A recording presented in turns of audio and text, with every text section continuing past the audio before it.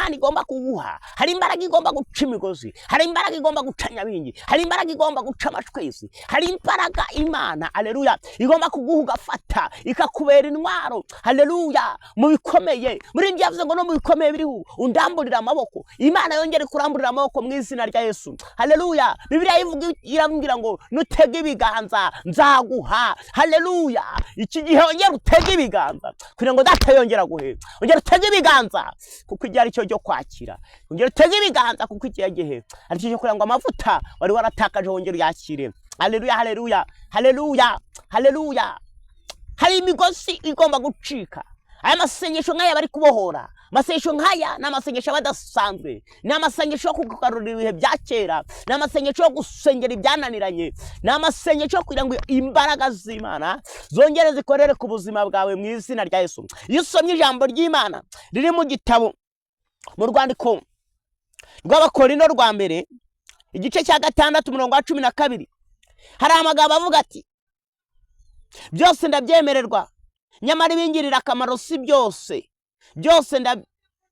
byose ndabyemererwa ariko sinzategekwa n'ikintu cyose. Ibyo kurya n'iby'inda n'inda nayo ni ibyo kurya, nyamara Imana izabitsemba byombi. Nuko rero umubiri si wo gusambana ahubwo ni uw'umwami, kandi umwami nawe ni uw'umubiri. Amen haleluya. Hano Bibiliya iri kutubwira ngo byose ndabyemererwa, gusenga urabyemererwa, gufatamira urabyemererwa haleluya. Ariko ujye umenya nubwo byose ubyemererwa harimo ibidafite akamaro, harimo ibitagufitiye akamaro, harimo ibyo ugomba gutakaza. Kuko ngo byose nubwo ubyemererwa ntabwo ariko byose bigira akamaro.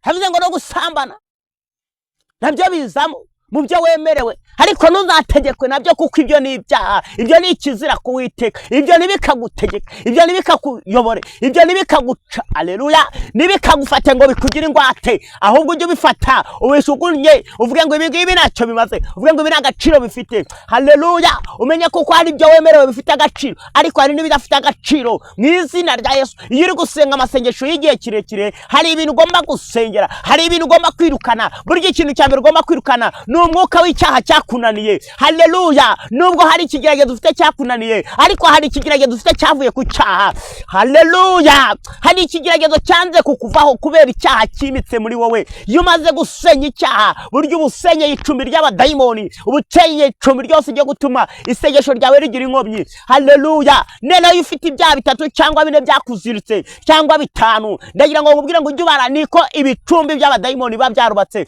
Nene ngo uri kwinyeganyiza ngo ngiye gusenga, ngo ngiye kwiga ngo kubohoka, ngo ngiye kwiga gusenga, ngo ngiye kwiga kuba umurokore, ntago byakunda utarasenya ibyo bicumbi. Ibyo bicumbi by'abadayimoni nibyo biri kukubwira ngo ntabwo twakuvaho, byo birakuyobora ntabwo biyobora. Kuki Paulo yanditse iri jambo ngo byose ndabyemererwa ngo nyamara ibingirira akamaro si byose? Rwose reka nkubwire, hari icyo wari wajya gukora hakagira ukubuza, hari n'icyo ukora ukwica itegeko ariko ntihaba hagira ukubuza, cyakora renda itegeko rikazagufata nyuma, ariko uwo mwanya ntawe uba uri kukubuza. Ariko regira ngo nkubwire ngo hari izindi mbaraga ziba ziri kukubuza, hari ikintu kiri muri wowe kiba kiri kuguhata kikubwira ngo nyamara nubwo ubyemererwa ariko si byose bizakugirira umumaro. Uri kwemererwa gusambana ariko nta mumaro bizakugirira, uri kwemererwa gusinda ariko nta mumaro bigufitiye, uri kwemererwa kugira uburiganya ariko nawe bihora bituma uhora ugira igisebo ku cyubahiro ufite, ku myaka ufite, urebye aho uhagaze, urebye igikundiro Imana yari yagushizeho, ibyo kagenda ukabisenya ukabirimbura. Ndagira ngo nkubwire ngo byose urabyemererwa ariko si byose bizakugirira umumaro. Banza ushaka ibizakugirira umumaro. Yesu yavuze ngo nimubanze mushaka ubwami bw'Imana no gukiranuka, niho byose muzabyongererwa. Nimubanze mushake, banza ushaka icyatuma ugira amahoro, banza ushaka icyatuma ugira amahoro muri karitsiye, banza ushaka icyatuma ugira amahoro uri mu nzira ugenda, utagenda udandabirana, utagenda uvuga ati baba we nubwo bwije siragerayo. Kubera iki? Uhora wikanga abagize ibana kuko nawe uzi kuri mubi. Ariko umuririmbyi yaravuze 359 avuga ngo urukundo rwanjye ruke ntirwamufata, ariko anyishimira ubwo nduwe. Aravuga ngo iteka aramfata. Ndagira ngo iteka yongera gufate amasengesho nk'ayo, witeka yongera gufate, uyu munsi wa none uhure n'Imana igufate ibyawe byari byaranze gusobanuka, ubanze urebe kuko hari nubwo wemerewe byose ariko byose bikugirira umumaro. Hari ingeso wa mubi yakuzanira, Imana nta kintu cyatuma izikuraho, nuko wanze ukazireka ukazica ukavuga ngo ngewe ndanze ibi byose. Haleluya. Ibyo kurya ni iby'inda, n'inda nayo ni ibyo kurya. Nuko rero umubiri si uwo gusambana, ahubwo ni uw'umwami, kandi umwami nawe ni uw'umubiri. Haleluya. Imbaraga z'Imana iyo wazizeye, imbaraga z'Imana iyo wamaze kuzakira, haleluya haleluya, ntabwo ibintu byose bitangira kugutegeka. Uko ushonje ntabwo ari kukenera kurya, ni kukenera kurya ariko si kukenera guhita ubibona. None se niba wagiye ahantu hatari resitora, ukabagiye ahantu badacuruza icyo kurya, urumva byose uhita ubyemerewe? Urabyemererwa ariko si ugomba gutegekwa. Ibyari bigiye kugutegeka, banza ubibwire ngo kuva uyu munsi ntabwo uzongera kuntegeka mu izina rya Yesu Kristo. Banza ubibwire ngo uyu munsi ndakwiyamye, uyu mubiri si ukwiriye gukora ibyaha ari uwa Kristo. Haleluya. Iyo uri gukora ibyaha uba usubiza Yesu ku musaraba. Iyo uri gukora ibyaha Yesu ntabwo akureba ngo akwishimire. Iyo uri gukora ibyaha hari imbaraga ziba ziri gutakara, hari imbaraga uri gutakaza, kandi kugira ngo uzayigaruze bigusaba igihe kirekire, bigusaba igihe cy'imyaka. Haleluya. Ku buryo hari igihe uzagaruza icyo gihe nibikunde. Kubera iki? Watakaje igihe wari ufite cy'umumaro, igihe wari ufite cy'umugisha wagipfushije ubusa. Ariko regira ngo ngubwire ngo uyu munsi niwongera gupfusha igihe ufite ubusa, niwongera gutakaza igihe cyawe. Muri ibyo yararemye ngo ufite ibyiringiro bifite ubugingo, aravuga ngo ufite umugabane mu ijuru. Ndagira ngo nawe wongere ugire umugabane, wongere ugire umugabane, umugabane udasaza, umugabane utari wabisi. Haleluya haleluya. Byose ndabyemererwa, ariko Yesu yavuze ngo ibyo byombi Uwiteka azabitsemba. Uzi kuba wemerewe gusambana ariko Uwiteka azagutsemba? Uzi kuba wemerewe kurya udasenga ariko ukaba uzi ko uyu mubiri Uwiteka azawutsemba? Jya ubitekereza nuba wicaye uri wenyine. Tekereza ko wamugana ibintu byose nemerewe, kuki byose bizasaza cyangwa bizabora? Wemerewe gusambana ariko se nupfa uzagomye usambane? Ibyo bizarangira. Wemerewe kurya inda n'ibyo kurya, n'ibyo kurya nabyo n'ibyinda, ariko ibyo bizatsembwa. Byombi bizatsembwa. Ariko hari ikintu kitazatsembwa, nicyo uzaba warabibye ukiri mu mubiri, nicyo uzaba warabibye cyo mu mwuka. Burya hari ibintu biba bikazakubashisha, bikazakutunga cya gihe kigoranye, cya gihe kibi. Hari ibintu biba ukiri mu isi bikazakwibuka utakiri muri iyi si. Reka mbabwire, Tabita Yusuf yakozwe n'intumwa, ijambo ritubwira uburyo Tabita ngo yakoze neza akiriho. Igihe afite yanga kugipfusha ubusa, agikoresha ibikwiriye, ngo akajya asenga, akajya afasha, ngo gihe abonye umwanya wo kubaho udutambara akaduha abakene, akavuga ati genda wiyambarire, genda rwose uzajya, nubona hari icyo kazakumara uzakajyane. Ngo ariko umunsi yari yarapfuye, ngo amaze gupfa, baravuga ati umuntu ntabwo yapfa n'imirimo yakoze, kuko afite ubwirinzi, kandi ikintu yakoze cyose ni cyiza, kigomba gutuma yongera akazuba. Ngo batuma kuri Petero baramubwira tumva, wa muntu w'Imana yapfuye, wa muntu ujya ufasha abakene, wa muntu ujya ugaburira abambaye wowe, wa muntu ujya ugaburira abandi, wa muntu utajya wigwizaho ibintu, uhora ashaka kugira ngo asabane n'abandi, none yakoreraga Imana none yapfuye. Baravuga ati ese koko yapfuye? Ese ikintu cy'umuntu uvuga kuko yaba yarakoreye Imana niki? Bamwereka ibitambaro, bamwereka buri kimwe cyose, aravuga ngo ibyo bintu koko bigomba gutuma azuka mu izina rya Yesu, akongererwa iminsi yo kubaho. Uyu ntabwo ari umwuka wamutwaye w'Imana, ahubwo ni umuzimu wamutwaye, washatse kugira ngo atazongera kubakorera ibyiza. Ngo Petero arasenga, ngo ndagusengeye, ngo haguruka, ngo haguruka. Haleluya. Ngo ariko Petero yakizeho urugi, ngo ajyana n'ababyeyi be. Haleluya. Abandi abaheza hanze. Burya yiri gusenga Imana, yiri kugira ngo hagire ibigaruka byapfuye, yiri kugira ngo haleluya, ibyari byarapfuye ariko binyazwe n'umwanzi Satani, Uwiteka bizure. Hari ibyo ubanza ugaheza hanze, ngo nuko Uwiteka arabanza heza hanze, abanza heza bamwe, aravuga ati hoya nubwo dusanganywe mu masengesho, ariko nimwe mugumye hanze, shaka kwinjirana n'aba babyeyi gusa b'uyu mwana, kugira ngo dusenge tuvuge ngo zuka, kugira ngo tuvuge ngo zuka, kuko abo turi kumwe ntabwo namenye aho banyuze mu nzira, ntabwo namenye abo basuhuje. Haleluya. Mwibuke Elisa atumye umugaragu we ngo kujya kuzura uriya mwana w'umushunemu, ngo yamuhaye inkoni, aramubwira ati nugera mu nzira ntuzagira umuntu usuhuza, nuzagusuhuza ntuzamwikirize. Ariko ngo yageze mu nzira ngo kugira ngo agende, ngo afitiye ya nkoni, kuko bari bazi iyo nkoni kivuze, bamwe bakamuhamagara ati iyo nkoni yijyanye ishati yijyanye kuzura umwana, kandi bamubwiye ati ntugire uwuvugisha mu nzira. Yagera hirya yabona umuntu utari kumureba neza, ahubwo bakajya kumwihamagarira ati bimeze bite se? Ati umunangi iyi nkoni mfite nigiye kuzura. Atangira kumena ibanga. Haleluya, haleluya. Jya ubika ibintu bizarama, jya ubika ibintu bizagira agaciro. Haleluya, haleluya. Satani ari kukunyaga ibintu by'umumaro, akagusigira byombi bizatsembwa, akagusigira ibintu byombi bizatsembwa. Isaha n'isaha bizatsembwa, isaha n'isaha byose bizashira.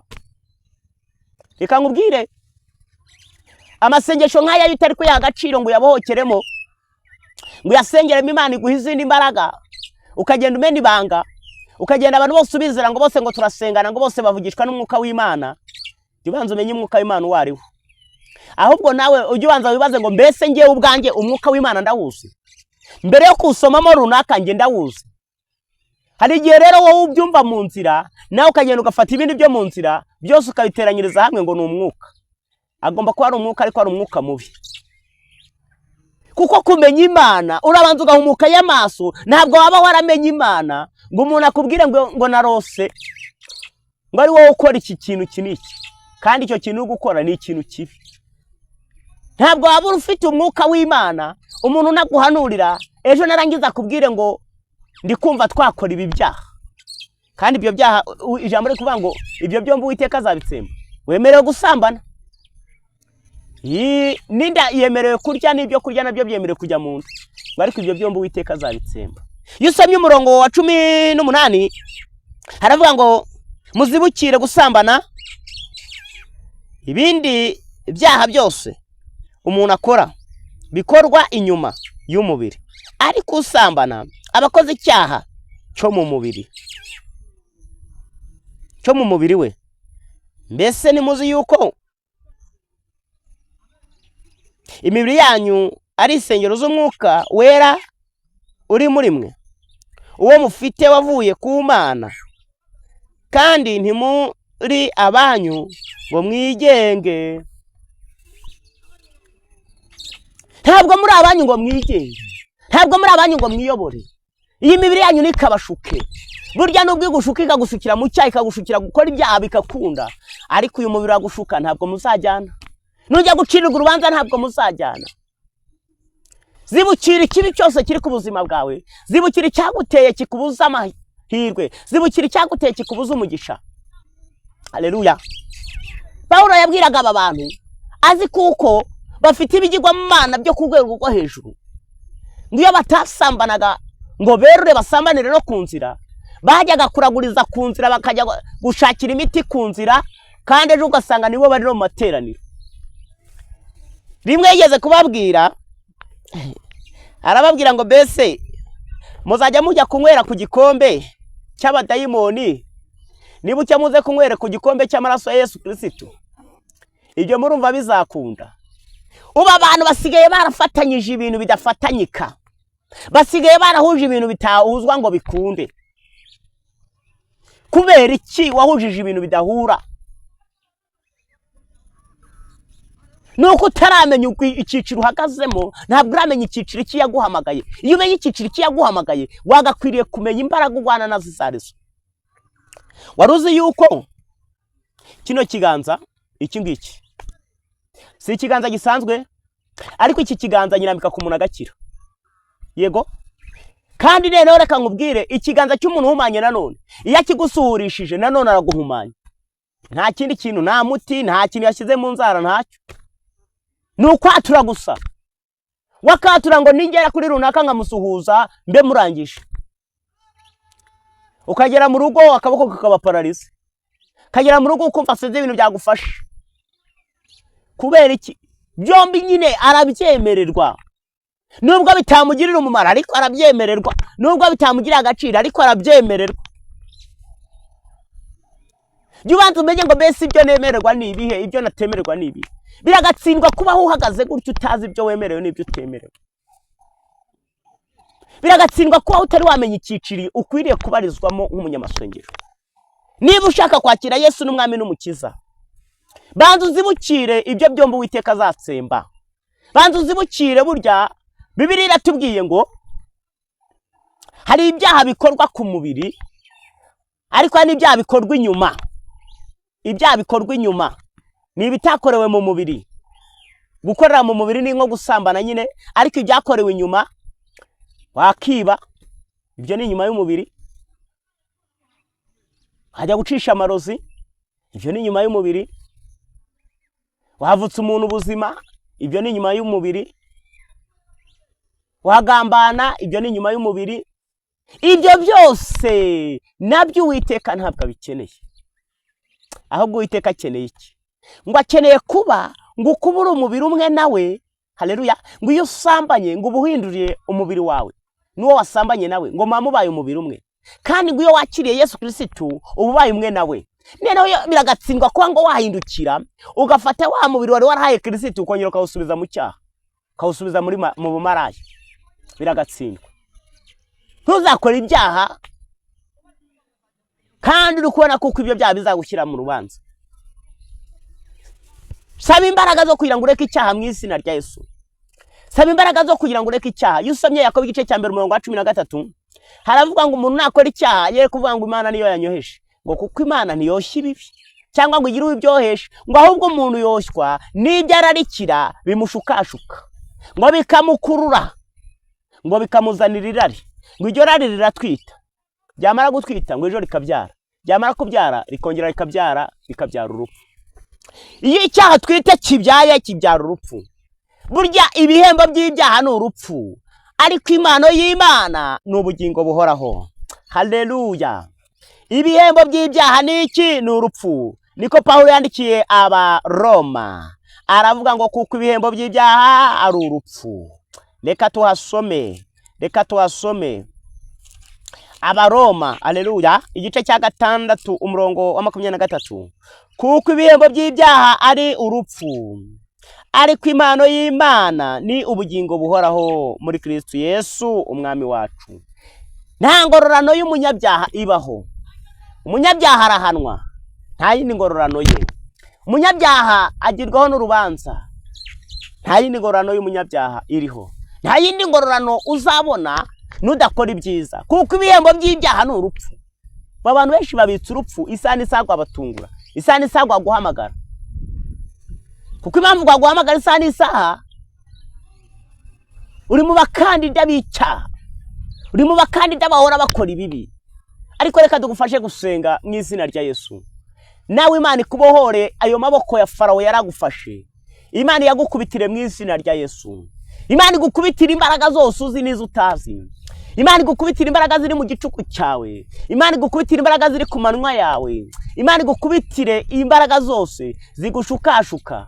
Kandi aleluya, ibihembo ari urupfu. Shaka icyatuma Imana iguha ubugingo buhoraho. Ubugingo buhoraho buzanwa nuko wasenze, buzanwa nuko wagifashe umwanya wo gusenga Imana ugaca bugufi, ukabwira Imana ati Imana ndi imbere yawe mbabarira. Reka dufate umwanya wo gusenga Imana, dufate umwanya wo guca bugufi, dufate umwanya wo kwinginga Imana. Haleluya. Ndikumva aya masengesho shaka kugira ngo dusenge, ndashaka kugira ngo tuyasenge dupfukamye, twinginga Imana, tubwire Imana ati Imana turakugarukiye, nawe tugarukire, tugarutse imbere yawe, nawe turebesha amaso y'imbabazi. Imana ikurebesha amaso y'imbabazi. Ndetse n'umwana muto yuzi gusenga Imana, ntabwo azagira ubwoba, azafashwa no gusenga. Kandi nitwibagirwe yuko aho tujya hose, yuko gusenga kwacu kugera ku Mana Data. Kandi nitwibagirwe yuko aho tujya hose, yuko gusenga kwacu kugera ku Mana Data. Ndagira ngo gufashe woho icyaha cyananiye, wowe ugerageza kureka icyaha ugasanga cyanze cyakuziritse. Ngiye kugusengera Imana igutandukanye n'icyo cyaha. Turi mu masengesho yo gusengera ibyananiranye. Ikintu cyananiranye ni wowe ukizi. Mu izina rya Yesu ndasenze n'ingiga mu izina rya Yesu Kristo. Nesheje agaciro imbaraga n'abacwezi, nesheje agaciro imbaraga n'abakonikoni mu izina rya Yesu Kristo, mu izina rya Yesu Nazareti, mu izina rya Yesu rifite imbaraga, mu izina rya Yesu rifite ubushobozi. Ndakubita hasi abacwezi, ndakubita hasi za Nyabingi, ndakubita hasi za Karande, pare kura mu izina rya Yesu. Ndica umuzimu wese, ndica umuzimu ari ku buzima bwawe, ndica umuzimu agiye kugira imbata, ndica umuzimu agiye kwiyoberanyaho, ndica umuzimu agiye kwishushanyaho. Pasohoka mu izina rya Yesu. Ndasohora imbaraga za Nyabingi zose, ndasohora imbaraga z'abatwezi zose, ndasohora imbaraga z'abakorikori zose. Pfukamye kuri uyu musozi, pfukamye aha hantu Data. Ndasengera umuntu wese ucitse intege, ndasengera umuntu wese Satani yabashishije ibyaha mu izina rya Yesu Kristo. We yasize ibyaha, we yasize umwana mu izina rya Yesu. Mubohore, mukingurire, mubohorere ubuzima bwe mu izina rya Yesu. Mubohorere ubuzima bwe, mubohorere ubugingo bwe. Uwo Satani yari yarakera urukingo rwo kuzarimbuka mu izina rya Yesu. Mutandukanyije n'igisekuruza, mutandukanyije n'amasezerano y'ikuzimu, mutandukanyije n'amasezerano ya Nyabingi, amasezerano y'ikuzimu, amasezerano y'amazina, amasezerano y'ibitambo, amasezerano y'amaraso, amasezerano y'ibihango. Pare kura mu izina rya Yesu. Mutandukanyije n'amasezerano yose, ndaguseye mu izina rya Yesu. Ndakubatura, ndakubohoye ingoyi, mubohoye ingoyi zikuziritse, mubohoye ingoyi zarakugize imbata, mubohoye imbata zose, mubohoye ubukoroni bwose bukuriho. Haleluya! Mu izina rya Yesu w'i Nazareti ndasengera ubuzima bw'umuntu wese wumvise iri jambo, wumvise aya masengesho. Haleluya, haleluya! Ijambo ryavuze ngo byombi ndabyemerewe, bari kubingira akamaro si byose. Mu izina rya Yesu Kristo turasenze. Mana Data, imibiri yacu nitandukane nawe, mubiri w'umuntu wese ukunyumva rutandukane nawe, ahubwo umukomereza amaboko. Aya masengesho dusenze abohore kandi akingure, acagagura inzugi z'imiringa, ibirindizo by'ibyuma bicemo kabiri. Wabwiye kuri ngo nzakujya imbere ataringaniye, nzaharinganiza, nzamenagura inzugi z'ibyuma, nzakenyuruza abami mu izina rya Yesu. Ndagira ngo agire ibyo ukenyuruza muri aya masengesho. Haboneka imbaraga n'ubutware, haboneka imbaraga n'ubushobozi. Ababyeyi barayumva, abari hirya no hino mu bihugu bitandukanye, bana bakire, bana babohoke, bakire mu izina rya Yesu. Ibyaha byari bibagose, byari bazengurutse, ibyaha by'inkomoko, ibyaha by'igisekuruza, sohoka, sohoka, sohoka mu izina rya Yesu. Ndagutandukanya n'igisekuruza, ndagutandukanya n'amasezerano y'ikuzimu, ndagutandukanya n'amasezerano yo mu nzozi, ndagutandukanya n'amasezerano yo atuye mu mazina mu izina rya Yesu Kristo. Gira umugisha w'Imana. Senge umuntu wese urwaye indwara zitakira, umukirisha amaraso ya Yesu Kristo, umukirisha imbaraga n'ubutware n'ubushobozi. Bibiliya ya Pawulo Luka yandika mu byakozwe n'umwana, yaravuze ngo icyakora muzahabwa imbaraga umwuka nabamanukira, muzaba abagabo bo guhamya i Yerusalemu n'i Yudaya ndetse n'impera z'isi zose mu izina rya Yesu. Mana ndasengera umuntu wese ngo umugabo nyamugabo, aba umugabo wo guhamya, umugabo wo guhamya ibyawe, umugabo wo guhamya ibyo wamukoreye. Muririmbyi yavuze ngo numara kumwemera ngo umukiza wawe ujye ugenda uhamya mu bandi ibyo yagukoreye. Ndasengera umuntu wese muhe imbaraga ziguhamya, muhe imbaraga zihamya, muhe imbaraga zibatura, muhe imbaraga zimukura mu bisekuruza. Haleluya! Muhe imbaraga zo guhamya, muhe imbaraga zo guhamya ibyo umukoreye. Ubashije gukiza, ubashije kubohora, ubashije gukura mu gisekuruza, ubashije gukura mu myuka mibi, ubashije gukura mu myuka ya Satani, ubashije gukura mu maso y'ingo y'isi, y'ingo y'ibyaha, y'ingo y'ibimuziritse mu izina rya Yesu. Hari abaziritswe n'ubutunzi, hari abaziritswe n'ibitagira umumaro, hari abaziritswe n'ubucakara mu izina rya Yesu. Uca inzira, uca imigozi. Sengeye umuntu wese, Bibiliya avuga ngo siko bizahora, siko bizaba kuba mutegereza, nawe uzakorwa n'isoni kiretse ava amasezerano n'amama.